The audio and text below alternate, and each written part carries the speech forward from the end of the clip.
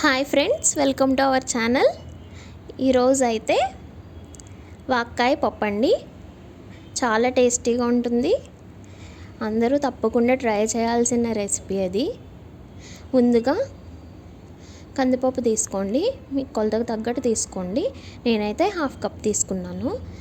బాగా వాష్ చేసుకుని ఇలా కుక్కర్లో వేసుకుని వాటర్ పోసుకుని ఒక 5 to 6 విజిల్స్ అయితే రానివ్వండి. కొంచెం ఆయిల్ అయితే యాడ్ చేసుకోండి, పొంగకుండా ఉంటుంది.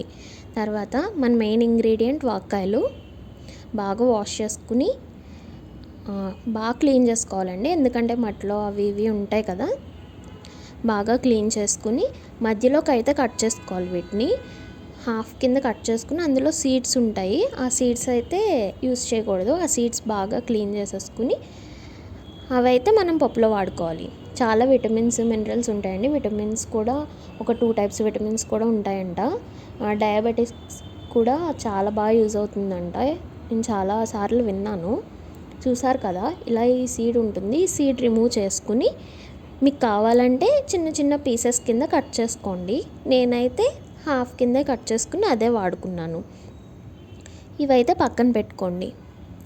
తర్వాత ముందుగా మనం ఉడకపెట్టుకుంటున్నాం కదా ఆ పప్పు రెడీ అయిపోయాక అప్పుడు ఏమేమి వేయాలో చూద్దాం. ఇవైతే మళ్ళీ కట్ చేసుకున్నాక ఇంకొకసారి క్లీన్ చేసుకోండి. సో ఇవి ఆ పప్పు అయితే ఇలా ఉడికింది కదా, ఈ కన్సిస్టెన్సీలో ఇలా మెత్తగా ఉడికితే సరిపోతుంది. సరిపోయాక దీంట్లో 1 గ్లాస్ వాటర్ అయితే వేయండి.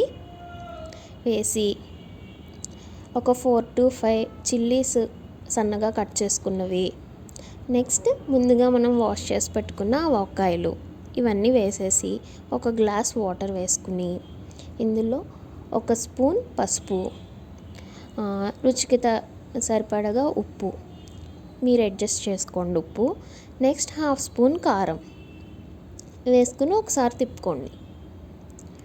ఇలా తిప్పుకున్న దాన్ని కొద్దిసేపు అయితే ఒక 10 to 15 మినిట్స్ అయితే ఉడకపెట్టండి. వాక్కాయలు త్వరగానే ఉడికిపోతాయి. మళ్ళీ మెయిన్ ఇంపార్టెంట్ పాయింట్ ఏంటంటే, ముందుగా మనం పప్పు ఉడకపెట్టేటప్పుడు వాక్కాయలు వేసేద్దాము అనుకుంటారు చూసేవారు, కానీ అలా వేయకండి. ఎందుకంటే అవి బాగా పేస్ట్ అయిపోతాయి. అలా అయితే మనకి తెలియదు అనమాట.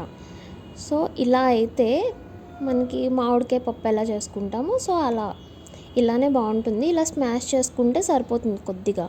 ఇవి బాగా బాయిల్ అయిపోతాయి కాబట్టి పప్పులో బాగా మిక్స్ అయిపోతాయి ముందుగా బాయిల్ చేసుకుంటే. సో నెక్స్ట్ డే వేసుకోండి, ఇలా స్మాష్ చేసుకోండి సరిపోతుంది.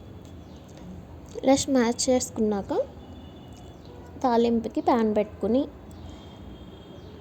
5 నిమిషాలు వెల్లుల్లి,